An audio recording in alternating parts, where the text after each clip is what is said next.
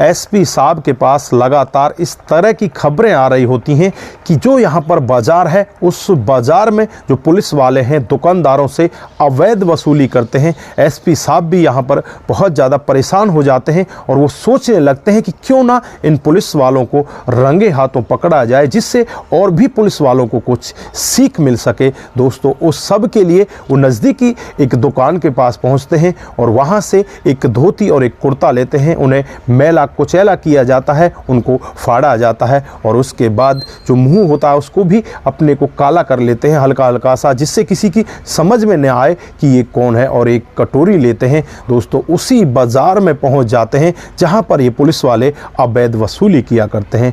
अब यहाँ पर एसपी साहब जब पहुँचते हैं तो एसपी साहब के साथ भी यहाँ पर भिखारी समझकर खींचतानी होने लगती है। पुलिस वाले उन्हें खींचने लगते हैं, लेकिन जब एसपी साहब अपनी आइडेंटिटी उनको दिखाते हैं तो सबकी वहाँ पर सिट्टी पिट्टी गोल हो जाती है और सभी लोग यहाँ पर एसपी साहब को सलूट करने लगते हैं। जो दुकानदार होते हैं वो देखने लगते हैं कि एक भिखारी को ये कैसे सलूट कर रहे हैं। दोस्तों, अगर आप भी पूरी कहानी के बारे में जानना चाहते हैं तो वीडियो को ज़रा सा भी स्किप ना करें, लास्ट तक वीडियो को ज़रूर देखिएगा।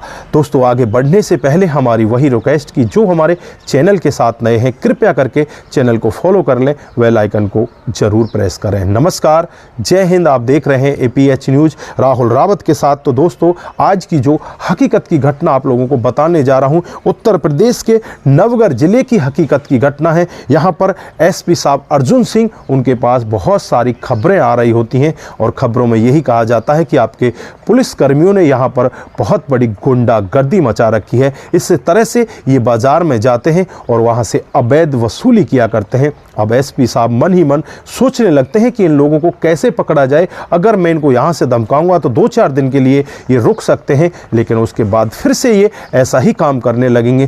क्यों ना कोई सख्त एक्शन लिया जाए, और उस सब के लिए वो अपना भिखारी का भेष बनाते हैं और भिखारी का भेष बनाकर एक कटोरी हाथ में लेकर उसी बाजार में पहुंच जाते हैं जहां पर ये लोग इस तरह से अवैध वसूली किया करते हैं। अब यहाँ पर जो पुलिस वाले होते हैं अवैध वसूली कर रहे होते हैं, भिखारी वहां पर खड़ा होकर देखता रहता है और एक दुकानदार से पूछने लगता है कि यहाँ पर ये हो क्या रहा है। तो यहाँ पर वो दुकानदार भी भिखारी समझकर उससे कहने लगता है कि ये इनका रोज का मामला है, इसी तरह से ये लोगों से पैसे ऐंठा करते हैं। इनको जो पैसे नहीं देता उसकी दुकान को ये बंद करवा देते हैं। अब भिखारी यहाँ से आगे बढ़ने लगते हैं और उन्हीं पुलिसकर्मियों के सामने पहुँच जाते हैं और उनसे कहने लगते हैं कि तुम ऐसा गलत काम क्यों कर रहे हो, तुम्हें तो यहाँ पर इन लोगों की रक्षा के लिए रखा गया है और तुम इनसे अवैध वसूली कर रहे हो। तो यहाँ पर भिखारी समझकर वो पुलिस वाले भी कहने लगते हैं, वाह क्या बात है, ये भिखारी हमसे ऐसी बात करेगा क्या? तुम हमारे कोई बड़े ऑफिसर हो जो इस तरह से तुम हमें ऑर्डर दोगे? हट यहाँ से, नहीं तो तुझे हम यहाँ से उठाकर फेंक देंगे। अब पुलिस वाला उसको पकड़कर झड़पने लगता है। अब जैसे ही पुलिस वाला उसकी तरफ हाथ बढ़ाता है, यहाँ पर जो एसपी साहब होते हैं जो भिखारी के भेष में, वो तुरंत ही उसका हाथ पकड़ लेते हैं और दूसरे जेब में हाथ डालते हुए उसे अपना आई कार्ड दिखाते हैं। अब जैसे ही वो पुलिस वाला आई कार्ड देखता है, एसपी साहब सामने हैं, दोस्तों उसकी सिट्टी पिट्टी गोल हो जाती है, मानो उसके पैरों तले जमीन खिसक गई।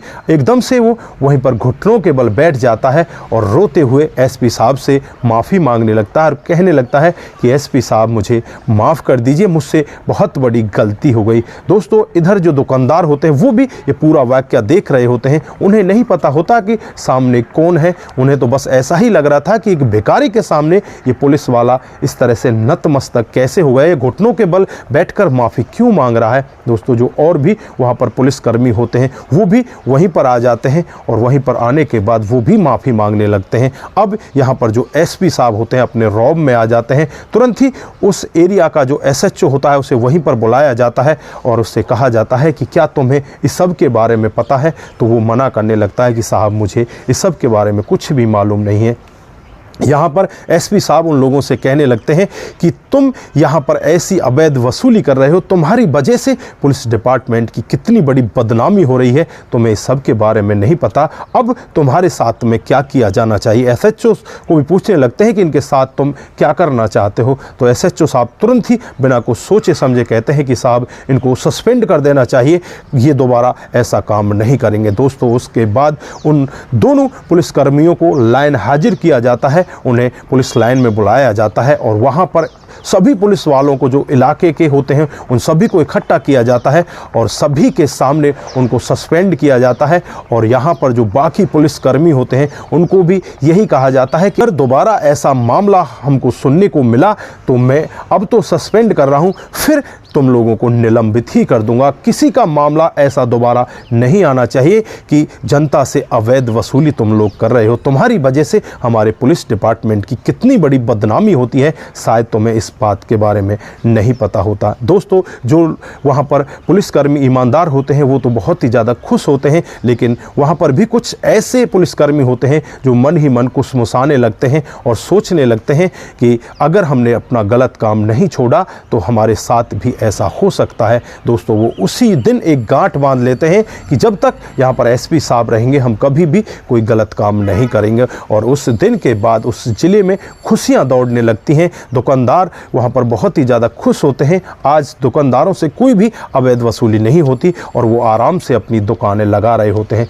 दोस्तों ज़िले में अमन चैन का माहौल होता है, हर तरफ खुशियाँ ही खुशियाँ होती हैं। और जब एसपी साहब के घर वालों को, बूढ़े माता पिता को इस सब के बारे में पता चलता है अखबारों के जरिए कि हमारा बेटा इतना ईमानदार है, जिसकी ईमानदारी की चर्चा दूर दूर तक हो रही हैं, तो वो भी अपना सीना चौड़ा करके गांव वालों के सामने कहते हैं कि ये मेरा बेटा है, ईमानदार बेटा है। तो दोस्तों ये थी आज की एक ईमानदार एसपी की कहानी। आप लोगों को कैसी लगी? अगर आपको जरा सी भी प्रभावित करती है तो दोस्तों के साथ जरूर शेयर करके जाएं। दोस्तों आज के लिए बस इतना ही, फिर मिलते हैं किसी नए मोड़ के साथ। तब तक के लिए आप अपना ख्याल रखें, परिवार का ख्याल रखें, सतर्क रहें, सावधान रहें। नमस्कार, जय हिंद,